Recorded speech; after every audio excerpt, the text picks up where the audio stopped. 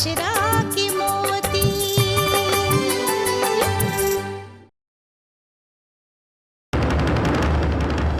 अरे हमनी के सिर्फ एक का ही धर्म रहल, देश सेवा। और दुनिया में सबसे बड़ा धर्म होला इंसानियत के धर्म। ये तोहरा के मालूम ही देखे मालूम तू लोगन के। अनवर अली जब बाहे में दापन दम तोड़े रहलन ना, हम उनकरा के वचन दिले रहनी कि उनके पूरे परिवार की जिम्मेदारी हम उठाई। हम सुना, हम उनके पूरे परिवार की जिम्मेदारी निभाई। देखी थे हमरा के क्यों रोकत है। अगर तू लोगन में दम बा हमरा के रोक के बतावा। चल सुना, हम नरगिस के लेके जाते हैं। तू लोगन में हिम्मत मत हमरा के रोक के बतावा।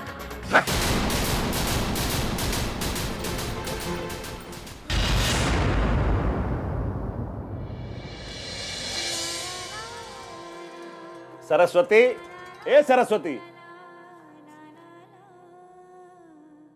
ए सरस्वती, अरे कहाँ हो भाई? नरगिस, आ गई नरगिस। बिटिया, ई घर में एगो बिटिया की कमी रहे। रघुवन नरगिस के लिए आके एक कमी भी पूरा कर देनी है।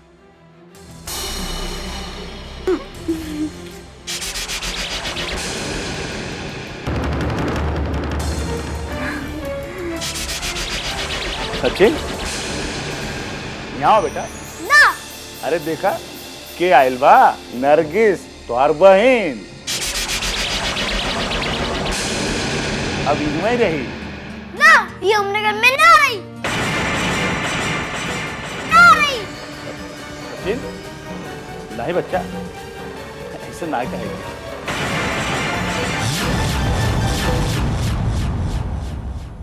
बाबूजी,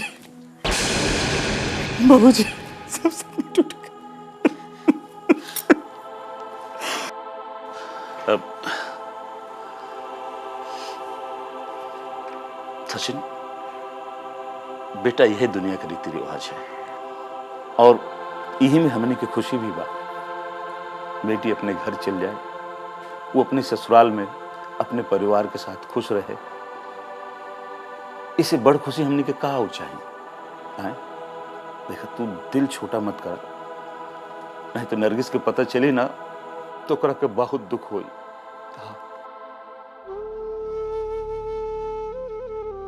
तो दूर साहिल बड़ा, थका मादा बड़ा, जा अपने कमरे में और आराम कर जा। हाँ बेटा, चला।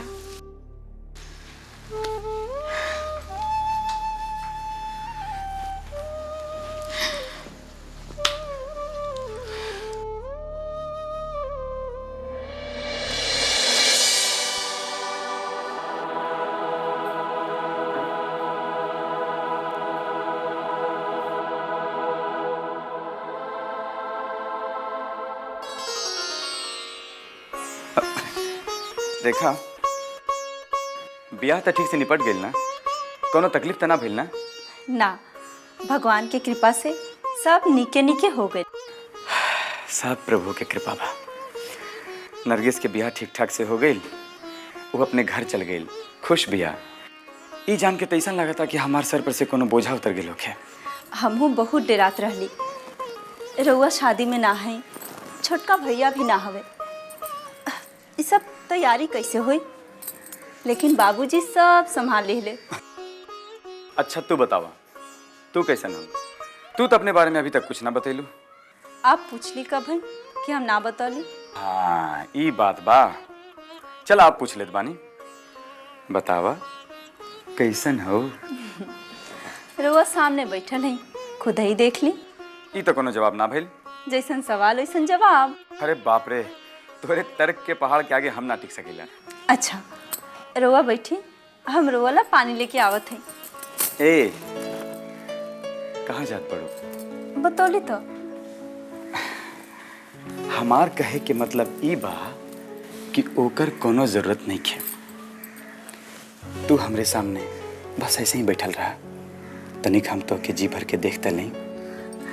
देखी, जी भर के देखेला पूरा जिंदगी पड़ल बा। अभी न जाने रोआ कितना दूर से इतना दिन बाद आईनी है, काफी थक गई हो खब। अभी आराम करी, ओकरा बाद नरगिस के यहाँ भी चल जाई। रउआ ब्याह में ना रहले, वो बहुत उदास रहे और रउआ रक्षाबंधन में भी ना पौनी। रक्षाबंधन?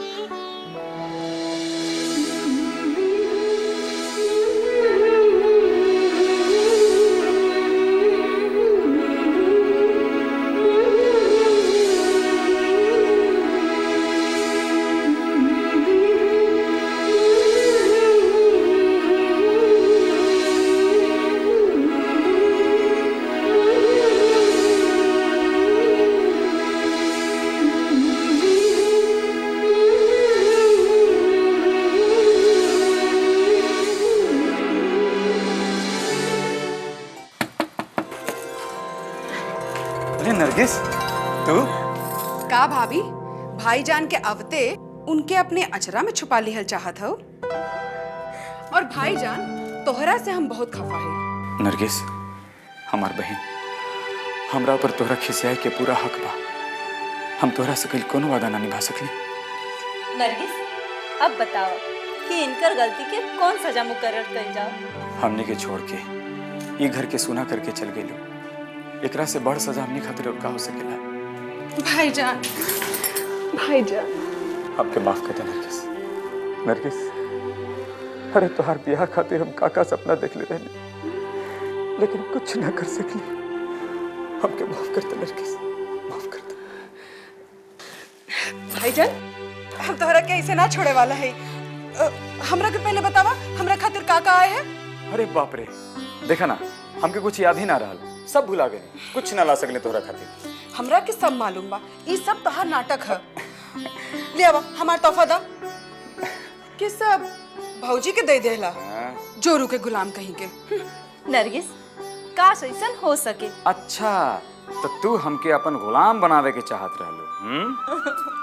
भाईजान, भाभी, जब हम चल जाए ना तब तू दोनों लोग लड़िया। पहले बतावा हमार तोहफा कहाँ है? नरगिस, नरगिस, भाभी, जैसे ही हमका पता चलल कि भाईजान आयल हुए, हम अपन सगरो काम छोड़ के आ गईली। अब हमका जाए के होई, नहीं तो बहुत काम के अकाज होई। लेकिन नरगिस, तू तो अभी आवते बाड़ू और आते जाके बात करे लगलू। हाँ नरगिस, आज के दिन तो रुक जा। भाभी, हम बाद में आई तो रुक जाइब, हमार जाब जरूरी है। पहले बतावा हमरे खातिर काका आयल है, दिखावा। दिखावत है। अभी हम देखा था कि तहार भैया तारा खातिर काका ले ले हैं। चलो दिखावा। चल।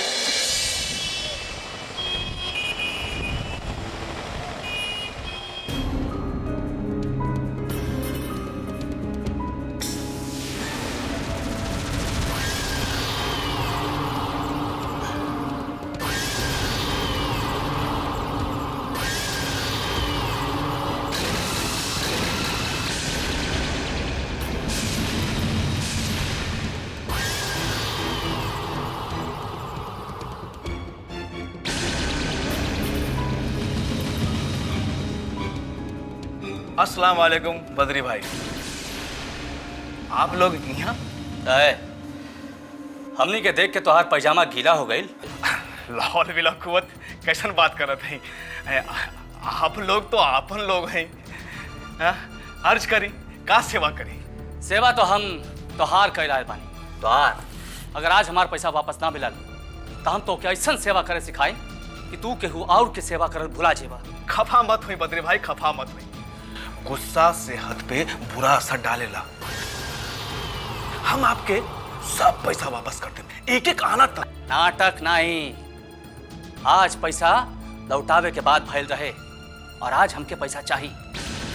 तोहार कीमत तो हम बाद में बनाई और तोहारी घर के सब कीमती सामान उठा के ले जाई। बद्री भाई, ऐसा जुल्म मत करी, ऐसा जुल्म मत करें बद्री भाई। देखिए, हम बर्बाद हो जाएंगे, हम बहुत तकलीफ में बानी। तोहार तकलीफ के ठेका हम नहीं खिले ली। अल्लाह का आज और अभी हमके पैसा चाहिए। तू हमरा के आजे के तारीख देहले रहला। हाँ बद्री भाई, देखिए बद्री भाई, हम बहुत मुसीबत में बानी। सच कहत है, हम आज कहले रहे कि पैसा दे दें और हम सारा पैसा इकट्ठा भी कहले रहे, लेकिन का करें, सारा पैसा बीबी के इलाज में खर्च हो गई। तोहार ई नाटक ससुर फिर शुरू हो गई। अल्लाह कसम बदरे भाई, ये नाटक नहीं है। हमरा 2 दिन के मोहलत आओ दे दी, हम सब पैसा वापस कर दें। सच कहते हैं। लात के तोता बात से ना मानी भाईजान। देखिए, अगर हम झूठ बोलत हुई ना तो अल्लाह हमरा के जहन्नुम रसीद करे। जहन्नम में गई तो दूर, एक बोला था वहीं कीमा बाबा बना के कुत्ता में पाट कर जाओ। ठीक है, हम तो के 2 दिन, आखिरी 2 दिन, हाँ? अब की या तो हम पैसा लेवे खातिर आए, या तो चला रे।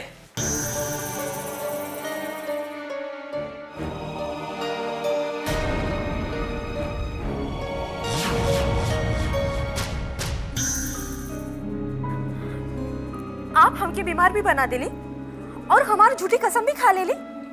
अरे अरे बीमार तो हम अपन जान बचावे खाते बनाओ, लेकिन कसम झूठी नहीं खे। लेकिन 2 दिन में पैसा कहाँ से आई? आई बेगम, जरूर आई। अरे समझा कि आ गई। अरे कल हमारे भांजी खुशबू के सालगिरह और उहुआ जाए के बाद, और उहुआ तो जीजा से मुलाकात होखबे करी। हाँ, तो समझा कि आ गई, कसम पूरी हो गई। कब तक हमनी केहू और के देहल रोटी खाकर गुजारा करब? हाँ? अरे आप कौनो काम धंधा काहे ना कर ली? कम से कम केहू और के सामने हाथ तना पसारे के पड़ी। हाँ? हम काम करी? अरे पागल हो गए बड़ोगा? हाँ? अरे अपन जीजा के करोड़ों के संपत्ति में हमार मरहूम बहन और हमार नन्ही मुन्नी भांजी खुशबू के भी तो हक बा, और उनकर हम है तो हमरो तो हक होई। और अपन हक में से खर्च करना कौन बुराई के बात बा? और वैसे भी आगे चलकर अपन भांजी खुशबू के सारा जायदाद तो हमरे के संभाले के। ये ठीक नहीं के, ये बिल्कुल ठीक नहीं के। अब दूसरा की दौलत पे आस लगा के सांप मतीन बैठ गए हैं। खुदा से डरी, खुदा ना खासा कल को कुछ। चुप करा, और ये ईमानदारी के बांसुरी के राग बजा के हमरे सामने मत तावल करो। मुझे लाओ, कम से कम अच्छा बोल ना बोल सके तो बुरा भी तो मत बोला। और हाँ, एक बात कान खोल के सुन लो, हम का करत हैं का नाही, एकरा बीच में पड़े के जरूरत नहीं है। बुझा गई? जा।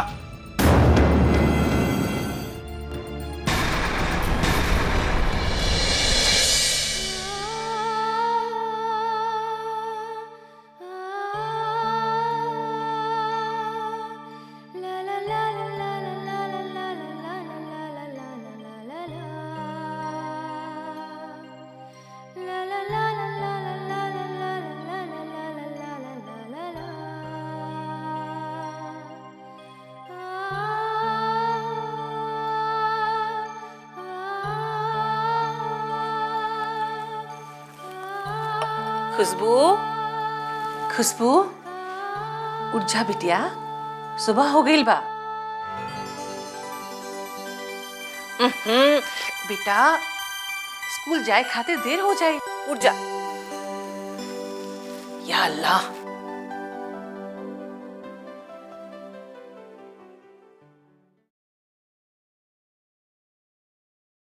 सब केहू भुला गई कि आज हमार सालगिरह है।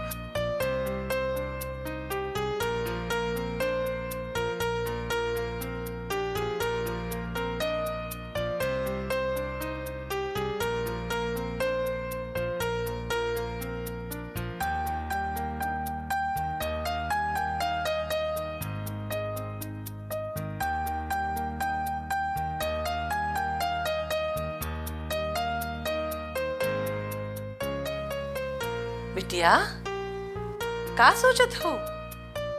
जल्दी तैयार हो जाए, स्कूल जाए के बाद।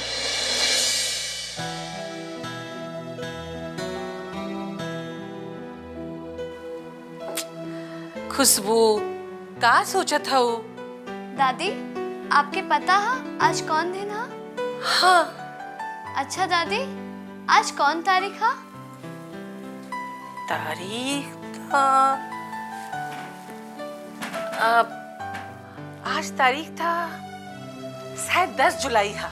दादी 10 जुलाई को कोनो खास बात भइल रहे, आपके याद बा? 10 जुलाई के तो याद नहीं है। हाँ 23 जुलाई के तुहार अब्बू के निकाह भइल रहे और 26 जुलाई के मुंबई में बाढ़ आयल रहे, ये याद बा। याद करी दादी 10 जुलाई के भी कुछ भइल रहे। अब याद नहीं आवता तो का करी? चला बात बंद करा, जाके तैयार होगा, स्कूल के देर होता। अच्छा अब्बू कहाँ हवन? वो तो तैयार होके ऑफिस गए।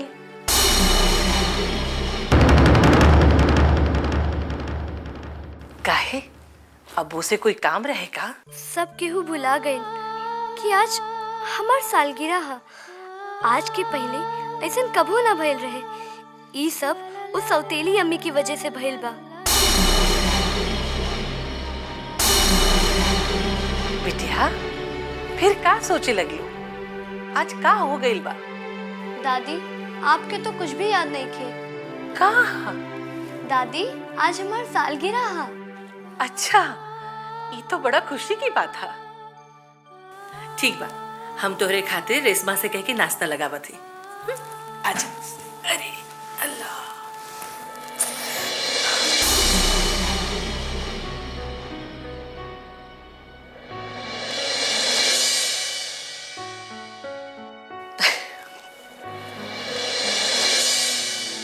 सब भुला गए कि आज हमार सालगिरह है। आज के पहले ऐसा कबो ना भइल रहे। ई सब उस सौतेली अम्मी की वजह से भइल बा।